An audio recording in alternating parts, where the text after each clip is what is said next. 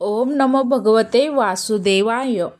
आज आपण भगवद्गीतेचा अतिशय महत्त्वाचा अध्याय 9 राजविद्या राजगृहयोग जाणून घेणार आहोत.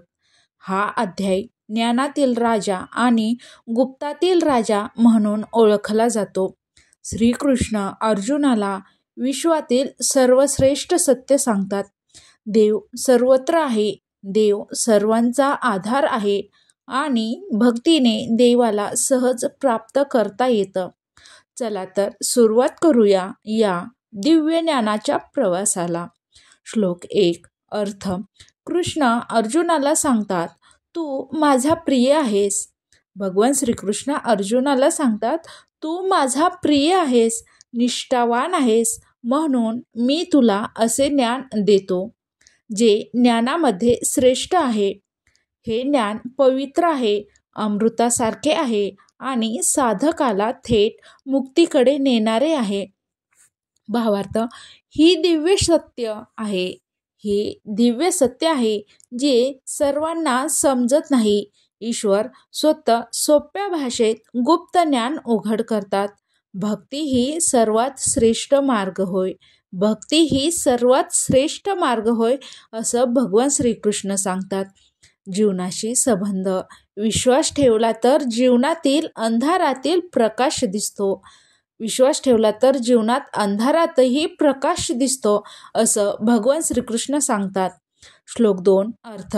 हे ज्ञान राजविद्या आहे, म्हणजे ज्ञानाचा राजा आहे. हे अनुभवण्यासारखं आहे, याचा परिणाम तुम्हाला आतमध्ये जाणवतो. हे धर्माचे उत्कृष्ट ज्ञान आहे, करण्यास सोपे, समजण्यास सुगम, पण परिणाम अतिशय खोल आहे. भावार्थ. देवाला समजण्यासाठी गुंतागुंतीचे विधी, यज्ञ, तप नाही, फक्त प्रेम पुरेसे आहे. कधी कधी सोप्या गोष्टीचं आयुष्य बदलतात. जसं शांत मन ठेवल्याने खूप काही बदलून जातं. श्लोक 3. अर्थ. श्रद्धा नसलेले लोक हे ज्ञान स्वीकारत नाहीत आणि त्यामुळे त्यांना आध्यात्मिक लाभ मिळत नाही. ते संसाराच्या बंधनातच अडकून राहतात, जन्ममृत्यूच्या चक्रात फिरत राहतात. भावार्थ. श्रद्धा म्हणजे आध्यात्मिक जगाचे दार होय, दार उघडणारी चावी होय. जीवनाशी संबंध. मन नकारात्मक असेल तर कोणतेही ज्ञान उपयोगी पडत नाही. मन नेहमी सकारात्मक ठेवावे. श्लोक 4. अर्थ. पूर्ण विश्व माझ्या आध्यात्मिक ऊर्जेने व्यापलेलं आहे. मी सर्वत्र आहे, जड, जिवंत, निर्जीव, चल अचल, सर्वत्र. भावार्थ. देव एखाद्या ठिकाणापुरता मर्यादित नाही, तो सर्व दिशात, प्रत्येक प्राण्यात, प्रत्येक कणात आहे. जीवनाशी संबंध. सर्वांमध्ये देव पाहिला तर द्वेष संपतो. खूप महत्त्वाचं आहे जीवनात बघा, सर्वांमध्ये देव पाहिला तर द्वेष संपतो. श्लोक 5. अर्थ. जग अस्तित्वात आहे, ते माझ्यात आहे, पण मी त्या गोष्टींनी प्रभावित होत नाही, मी त्याच्यावर अवलंबून नाही. भावार्थ.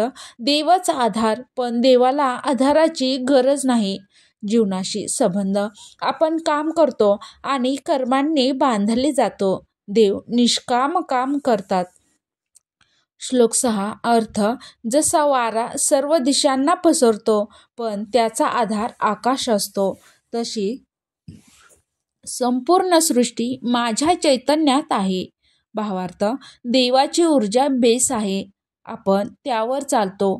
जीवनाशी संबंध. आपण एका मोठ्या दिव्य शक्तीचा भाग आहोत, याची जाणीव अहंकार कमी करतो. श्लोक 7. सविस्तर अर्थ. प्रलयकाळ आला की सर्व सृष्टी माझ्यात विलीन होते, जसे पाणी समुद्रात मिसळते. भावार्थ. शेवटी सर्व देवात परत जातं, हीच आध्यात्मिक साखळी आहे. जीवनाशी संबंध. मृत्यू हा अंत नाही, ऊर्जा बदलते. श्लोक 8. अर्थ. मी पुन्हा पुन्हा सृष्टी निर्माण करतो, जीव सृष्टीच्या चक्रात माझ्या शक्तीमुळे जन्म घेतात. भावार्थ. देव सर्व काही नियंत्रित करतो, पण बंधनात अडकत नाही. जीवनाशी संबंध. जीवन ही सतत चालणारी प्रक्रिया आहे, निर्मिती, पालना, संहार. श्लोक 9. अर्थ. मी सृष्टी निर्माण करतो, पण मला त्याच्या फलाशी काही देणं घेणं नाही. मी कर्मात गुंतलेलो नाही. भावार्थ. देव कर्तृत्वामध्ये नाही, फक्त साक्षीभाव आहे. जीवनाशी संबंध. जर आपणही निष्काम भावाने काम केलं तर मन मुक्त होतं, असं भगवान श्रीकृष्ण सांगतात. कधीही आपण काम करताना निष्काम भावाने काम करावं, म्हणजे मन मुक्त होतं. श्लोक 10. अर्थ. माझ्या दिव्य शक्ती म्हणजेच प्रकृतीमुळे सृष्टीचे नियम कार्य करतात. सर्व प्राणी जन्म घेतात. निसर्ग देवाच्या आदेशाने कार्य करतो, असं भगवान श्रीकृष्ण सांगतात. भावार्थ. निसर्ग स्वतः नाही, तो देवाच्या इच्छेने चालतो. जीवनाशी संबंध. प्रकृतीचे नियम अनादी अटळ आहेत. मान्य केल्यावर शांती मिळते. जशी आहे तशी परिस्थिती स्वीकारावी आणि कार्य करत राहावं, असं इथं अर्थ होतो. आणि शांत राहावं. श्लोक 11. अर्थ. जे मला फक्त मनुष्य समजतात ते माझा अपमान करतात. मी मनुष्य नाही म्हणून अवतार घेतो, पण माझं दैवी स्वरूप त्यांना दिसत नाही. भावार्थ. अज्ञानाने मनुष्य रूपाकडे पाहतात. अज्ञानाने मनुष्य रूपाकडे पाहतात. ईश्वर रूपाचा अनुभव नाही. प्रत्येक ह्याच्यात ईश्वर असतो. प्रत्येक गुणात, प्रत्येक जीवात ईश्वर असतो. जीवनाशी संबंध. दिसणं महत्त्वाचं नाही, सार महत्त्वाचं आहे. श्लोक 12. अर्थ. जे माझ्या दैवी स्वरूपाला नाकारणारे लोक आहेत, त्याची बुद्धी विचलित असते. ते खोटी पूजा, चुकीच्या मार्गात अडकतात. भावार्थ. असत्य मार्ग म्हणजे चुकीचं फळ. असत्य मार्ग जो निवडाल तिथं चुकीचं फळ भेटणारच. सत्यापासून हटल्यावर भलतीच फळे मिळतातच ना. जीवनाशी संबंध. चुकीची श्रद्धा, चुकीचं जीवन. श्लोक 13. अर्थ. महात्मा लोक जे दैवी गुणांनी भरलेले असतात. महात्मा लोक जे दैवी गुणांनी भरलेले असतात, मला अधिष्ठान मानतात. ते मला सर्व काही मानतात आणि माझी अखंड पूजा करतात. त्यांचे मन सतत माझ्यातच रमलेले असते. भावार्थ. महात्मा होणं. महात्मा होणं म्हणजे देवाला सर्वश्रेष्ठ मानणं आणि त्यांच्या इच्छेवर समर्पित होणं. जीवनाशी संबंध. आपण बाहेर शोधतो, पण खरा देव तुमच्या मनात आहे. श्लोक 14. अर्थ. हे भक्त माझे नामस्मरण, भक्तिभावाने कीर्तन, ध्यान आणि सेवा करतात. ते माझ्यासाठी झटतात, माझ्यावर प्रेम करतात आणि माझ्या ईश्वराच्या स्थितीत रमून जातात. भावार्थ. भक्ती म्हणजे सतत देवाचं स्मरण होय. प्रसंग काहीही असो. जीवनाशी संबंध. उतार चढाव येतातच. उतार चढाव हे जीवनात येतातच, पण मनात श्रद्धा ठेवलं की मन स्थिर राहतं. उतार चढाव जीवनात येतातच, पण मनात श्रद्धा ठेवलं की मन स्थिर राहतं. श्लोक 15. अर्थ. काही लोक ज्ञानयोगाने मला ओळखतात. काही लोक ज्ञानयोगाने मला ओळखतात. मी सर्वव्यापी आहे, विश्वाचा जन्मस्थान आहे, इत्यादी. ते ध्यानात विश्वरूप पाहून देव ओळखतात. भावार्थ. एकच देव, पण त्यांच्यापर्यंत अनेक मार्ग आहेत. एकच देव, पण त्यांच्यापर्यंत पोहोचण्याचे अनेक मार्ग आहेत. जीवनाशी संबंध. प्रत्येकजण आपल्या पद्धतीने देवाकडे पोहोचतो. तुलना करू नका. श्लोक 16. अर्थ. मीच यज्ञ आहे, मीच हव्य आहे, मीच पितराचा अधिकार, मीच औषध आहे, मीच मंत्र आहे, मीच अग्नी आहे, मीच आहुती आहे. भावार्थ. तू कितीही गोष्टी वेगळ्या समज, पण त्याचा आधार एकच, ईश्वर ऊर्जा आहे, असं भगवान श्रीकृष्ण सांगतात.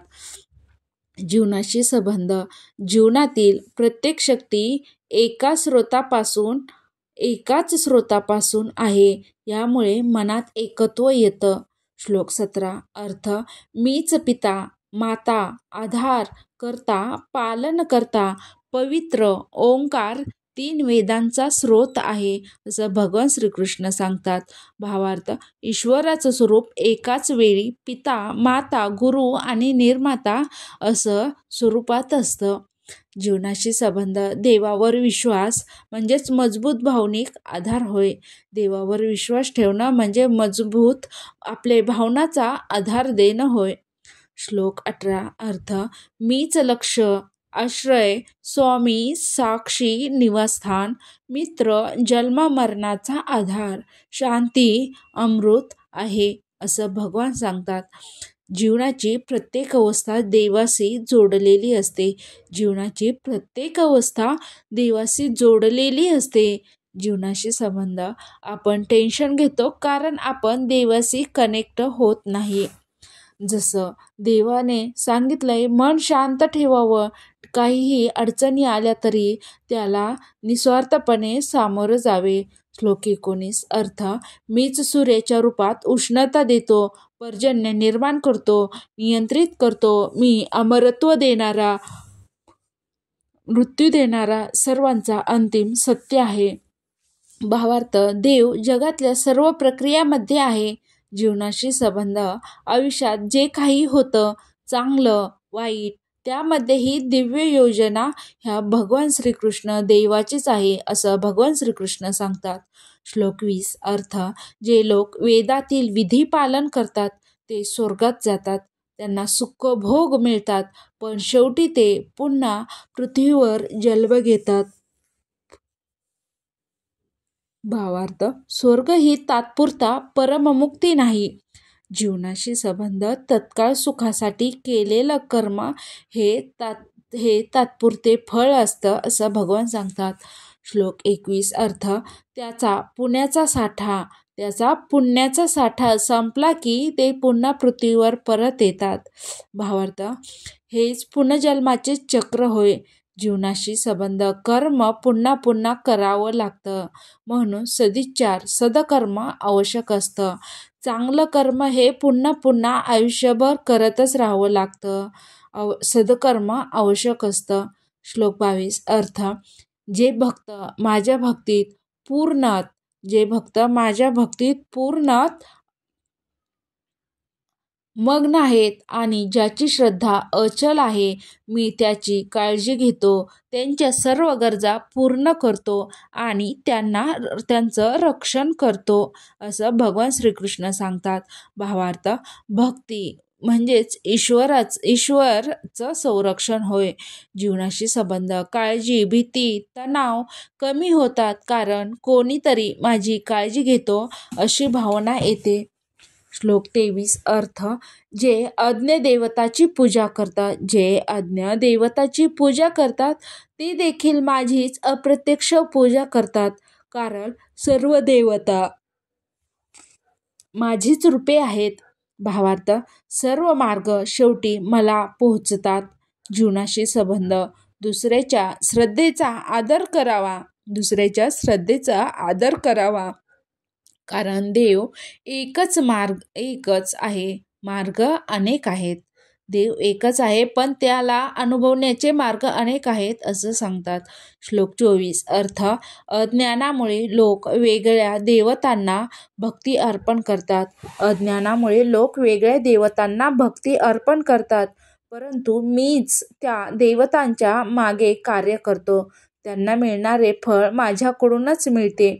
भावार्थ, सत्य मार्गातील ज्ञान सर्वात श्रेष्ठ. जीवनाशी संबंध, सत्य ओळखलं की ब्रह्म संपतो. श्लोक 25 अर्थ, देवताची पूजा करणारे देवताकडे जातात, पूर्वजांची पूजा करणारे पितृलोकात जातात, भूताची पूजा करणारे भूतात जातात आणि माझी भक्ती करणारे मला प्राप्त होतात. भावार्थ, ज्याच्याशी जोडाल तिकडे जाल. जीवनाशी संबंध, आपण जे विचार करतो त्या प्रकारचे जीवन आपल्यात प्रकट होते. असं भगवान श्रीकृष्ण सांगतात. श्लोक 26 अर्थ, जर भक्त प्रेमाने पान, फूल, फळ किंवा पाणी अर्पण करतो, मी प्रेमाने स्वीकारतो. भावार्थ, देवाला वस्तूची भव्यता नको, प्रेम हवं आहे. जीवनाशी संबंध, साध्या गोष्टीत भाव असेल तर जग बदलता येतं. साध्या गोष्टीत भाव असेल तर जग बदलता येतं. श्लोक 27. सविस्तर अर्थ. तू जे कर्म करशील, अन्न, यज्ञ, तप, दान सगळं माझ्या नामाने कर.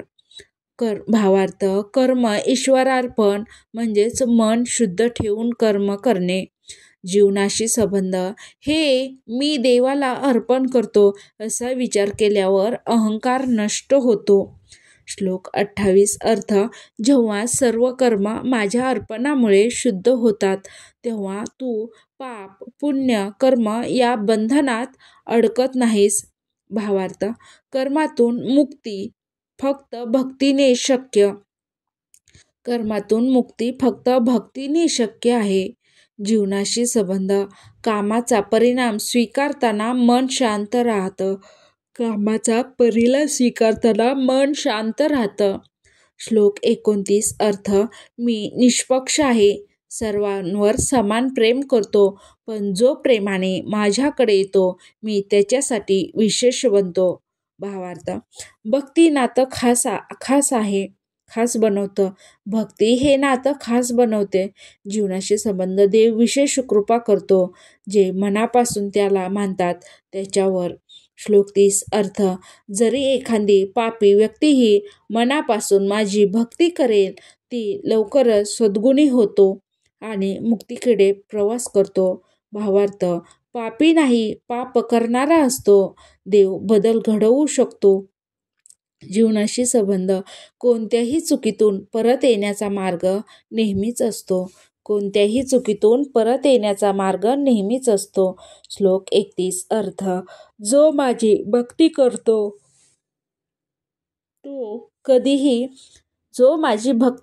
तो कधीही नष्ट होत नाही. त्याचा आध्यात्मिक प्रवास कधीही व्यर्थ जात नाही. भावार्थ, भक्तीचे संरक्षण म्हणजेच देवाला मिळवणं होय. जीवनाशी संबंध, कधीही वाटू नये की आपण अपूर्ण किंवा अयोग्य आहेत. त्यालाही देव स्वीकारतो. श्लोक 32. अर्थ. जरी स्त्रिया, वैश्य, शूद्र तसेच जन्म किंवा परिस्थिती कमी मानली जाणारी व्यक्ती असली तरी माझ्या भक्तीने तेही परमात्मा प्राप्त करतात. भावार्थ, भक्ती सर्वांसाठी समान आहे, भेदभाव नाही. भगवान श्रीकृष्ण सांगतात, भक्ती ही सर्वांसाठी समान आहे. शूद्र, गरीब, मोठं, लहान, थोर, मोठं हे सर्वजण भक्ती करू शकतात. त्यात भेदभाव नाही.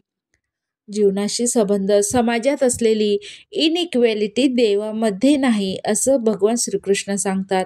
श्लोक 33. अर्थ. तर मग ब्राह्मण, राजर्षी आणि ज्ञानी व्यक्ती तर सहजच देवाला प्राप्त करतात. पण हे जग दुःखाने भरलेले आहे म्हणून तू भक्ती मार्ग स्वीकार. भावार्थ, दुःखमय जगात सुखाचा एकच मार्ग आहे, भक्ती. जीवनाशी संबंध, आधुनिक टेन्शन, स्ट्रेस, असुरक्षितता भक्तीने कमी होते. श्लोक 34. अर्थ. माझा विचार कर, माझा भक्त हो, माझी पूजा कर, मला प्रणाम कर. असे केल्यास तू मला प्राप्त होशील. मी तुला सदैव प्रेम करतो. भावार्थ, पूर्ण समर्पण, देवाची प्राप्ती. जीवनाशी संबंध, जेव्हा मन देवावर टाकतो मानसिक स्थैर्य, शांतता आणि आनंद मिळतो. अध्याय 9चा निष्कर्ष. हा अध्याय आपल्याला शिकवतो देव सर्वत्र आहे. भक्ती सर्वात मोठी शक्ती आहे. देवाला तुमच्या भावनेची किंमत आहे, वस्तूची नाही. देव पक्षपाती नाही. समर्पण म्हणजेच शांतता होय. आणि देवामध्ये इनइक्वॅलिटी नाही, तो सर्वांना समान मानतो. नमो भगवते वासुदेवाय. जर हा व्हिडिओ आवडला असेल तर लाईक, शेअर आणि सबस्क्राईब करा आणि अध्याय 10 पाहण्यासाठी शेजारील बेल आयकॉन दाबायला विसरू नका. म्हणजे नवीन व्हिडिओ सर्वात अगोदर तुमच्यापर्यंत पोहोचतील. कमेंटमध्ये लिहा ओम नमो भगवते वासुदेवाय. असेच नवनवीन अध्याय पाहण्यासाठी आपल्या चॅनलला सबस्क्राईब करा आणि मोटिवेशनल व्हिडिओही आपल्या चॅनलवर टाकलेले आहेत, तेही पाहायचे असतील तर चॅनलला सबस्क्राईब करा. ओके.